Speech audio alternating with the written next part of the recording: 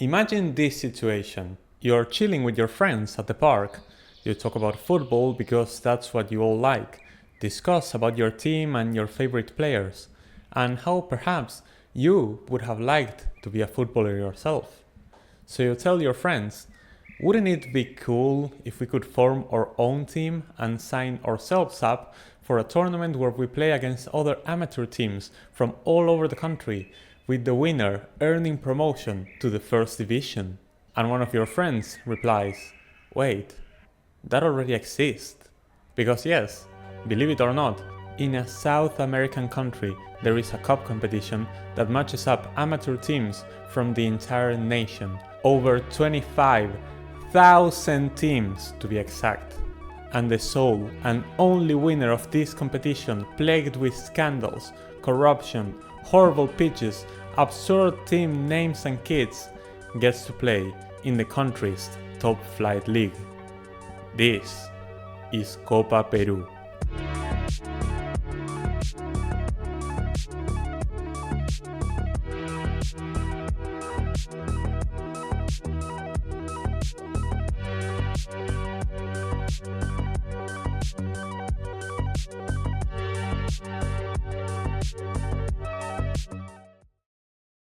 So, how does this even work? How do you realistically pair up 25,000 teams or whatever number decided to sign up for that year's edition and pair them up against each other to decide a single winner? Well, to know more about Copa Peru's format, we first have to learn about Peru's geography.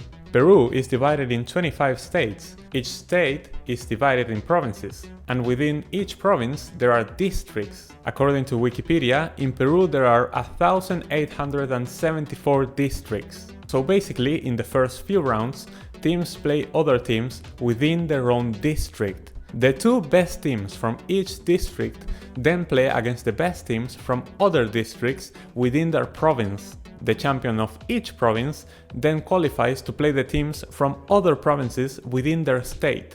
And finally, the two best teams from each state qualify for what is known as the national phase, where we see the best teams from each state playing all across the country. If you ask most Peruvians, they will tell you that this is where the Copa Peru actually starts, when there are only 50 teams left and all matches are broadcasted live. But for those 50 to get here, they've left behind thousands and thousands of teams. Once they get to the national phase, they play the three teams closer to them geographically, home and away, to eliminate the worst 18 teams. And so we are left with 32. And finally, we get to the bracket stage. Round of 32, round of 16, quarterfinals, semifinals, all home and away, and then a single final in a neutral venue to determine the champion of the Copa Peru and the team that will earn promotion to Liga 1. The Copa Peru is played basically anywhere, from a gorgeous pitch located somewhere within the Andes Mountains to a random village where the pitch looks like one more suited for beach football.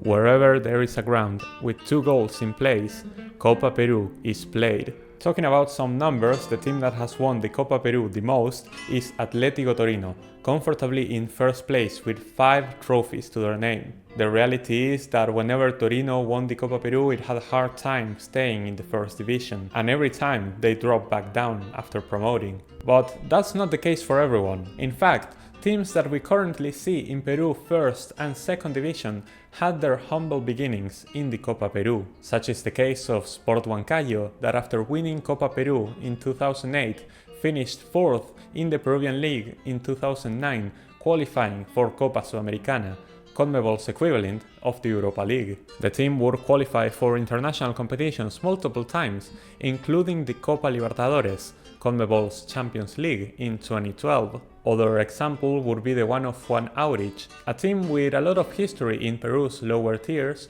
who won Copa Peru in 2007 and only 4 years later, in 2011, got to win the league before getting relegated in 2017. But perhaps the two most meteoric rises were the ones of Deportivo Binacional and Real Garcilaso. Binacional won the Copa Peru in 2017, and only 2 years later, in 2019, became champions of Liga 1 in Peru, qualifying directly to Copa Libertadores 2020, and Real Garcilaso, currently under the name Cusco FC, won Copa Peru in 2011, were runners-up in their first ever appearance in Peru's top flight in 2012, and in 2013 became the last Peruvian team to date to reach the quarterfinals of the Copa Libertadores. However, among these beautiful stories of underdogs who challenged the odds and succeeded in Peru's Liga 1, we also have to talk about the teams that won Copa Peru and yet only had brief and forgettable appearances in the top division. Teams like San Simón, Defensor La Bocana, Sport Rosario and Sport Loreto, the last team from the Amazon region to win Copa Peru, all joined the first division as wildcards after winning Copa Peru and would immediately relegate back down to where they came from in a single year. Perhaps the most awesome case, however, was the one of Pirata FC, literally called Pirate FC, who played the entirety of the Copa Peru with a massive print of Jack Sparrow from Pirates of the Caribbean on their shirt, and after winning Copa Peru and promoting to the first division, they were sued by Disney to remove their character from the shirt. And now this jersey is a huge gem for shirt collectors because of how wild and rare it is. On top of the crazy shirts, we also saw teams with wild names win the Copa Peru, like the Spartans in 1984, Students of Medicine in 2000, or Total Clean FBC in 2006. Other teams that didn't win Copa Peru, but their names were so wild they deserved a spot in this video, were Atlético Rico Pollo, literally Atlético Tasty Chicken, Club Deportivo Ho Chi Minh. No, I'm serious. Club Deportivo Ho Chi Minh, like from North Vietnam. What? Apparently we also have academies of Italian clubs like AC Milan Kotosh. But my absolute favorite team who unfortunately couldn't win the Copa Peru in 2019 is Deportivo Saiyajins, and their kit looks something like this. Like the Mad Lads. How can you not love this? But it's not only about the teams. We also have to talk about the great players in Peru's history who made their debut in the amateur Copa Peru. Such are the cases of Cristian Cueva, who would later become one of the talisman of that Peru team under Ricardo Gareca. Miguel Trauco, Peru's starting left back, who won Copa Peru with Unión Comercio in 2010. And I could go on and on with the names, but you get the idea. This competition is really important for the development of players in Peru. Besides all the fun and giggles, I think it's fair to assume that the Copa Peru is a very polemic and polarizing tournament. We've seen many instances of violence in the stands and the pitch. The officiating of the games, being a referee in the Copa Peru is as dangerous as owing money to a drug cartel. On top of the violence, because of the wild places the Copa Peru is played at, we can witness scenes such as games being stopped because of an invasion of bees, or a bull stampede, or even a lightning hitting a player during a game. Yeah, this did happen. Luckily the player did survive the incident. Also, while I was editing this video, a player was sent off for pissing during the game. Yeah. Yes, the Copa Peru may be amateur. It's very common that a team beats another in a round, and then the team that came out on top signs the best players from the team they just eliminated to become stronger, like if it was a game of Agario. I unlocked a hidden memory, didn't I? Obviously, what makes the tournament amateur is that players have no salaries, but it is known that because the prize of the Copa Peru is so big, the teams with real aspirations to promote do pay salaries to ensure they have the best players on their side, which kinda ruins the whole amateur essence of the tournament as it removes the even playing field. Everything goes in the Copa Peru.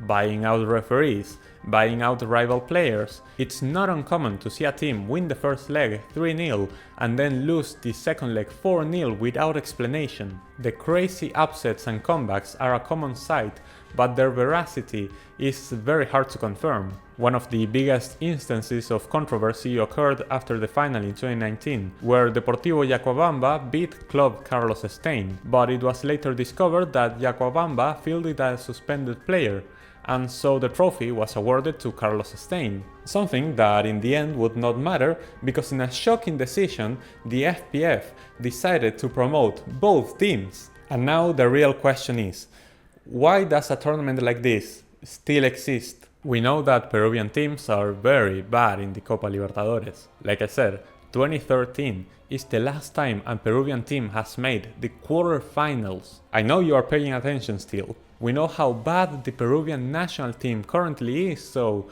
how can an amateur team out of nowhere promote to the first division? How is this professional? How does it help Peruvian football? The answer as to why the Copa Peru still exists is the voting system to select the next president of the FPF. You see, each club president from the first and second division gets a vote, and every president of the state leagues also gets a vote. Both Peru's second and first divisions currently have 18 teams, and as you remember, there are 25 state leagues, so it's easier for people running for president to keep the Copa Peru and secure those 25 votes from the minor leagues than trying to remove the Copa Peru, losing those 25 votes, and then trying to get all the other clubs in your favor. However, here's the plot twist.